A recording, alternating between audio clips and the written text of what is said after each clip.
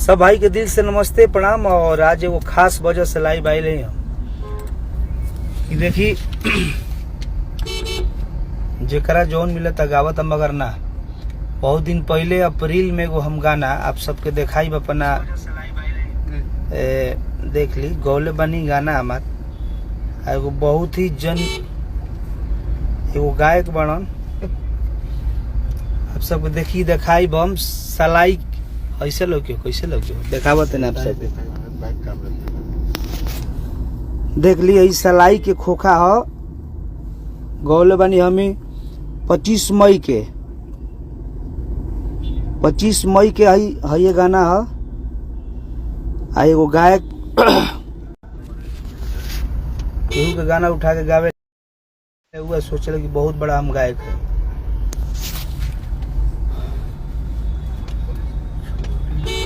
चोरी करे के आदत हो गई बा मगर ई कुल ना करे के चाहे अपन मैटर गावा ना भाई।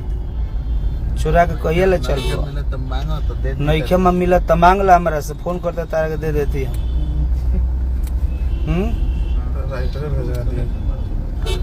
राइटर कितना बेहुदा बाजे आप दूसरा के गाना के अपन नाम लोग डाल देता।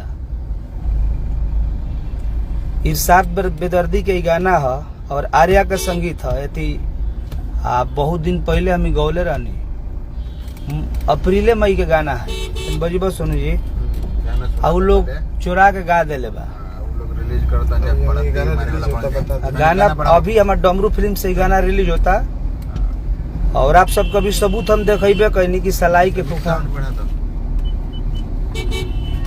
गाना हमार भाई साहब चोरी हो गई बा और मई के गाना हमारा और एल्बम के नाम लोग चुरा के अलग रखले बा। हमारे एल्बम का भी नाम सलाई के खोखा है। आप सब गाना डमरू फिल्म सभी सुनी बहुत जल्द।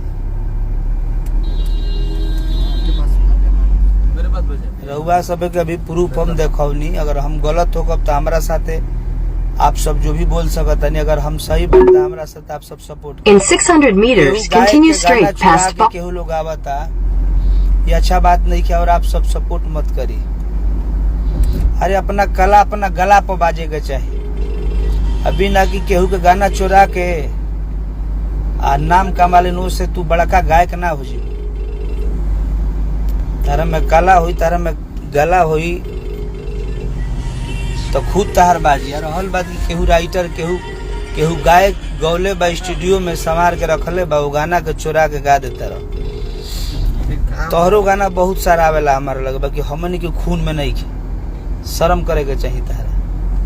तारा के तो बोलल आदमी ना चाहेला जे भी बाड़ा तार नामो ना धरी ले मोला भाई बाएं की सीधा तो आप सब गाना बजाना रे लोकेशन का देख।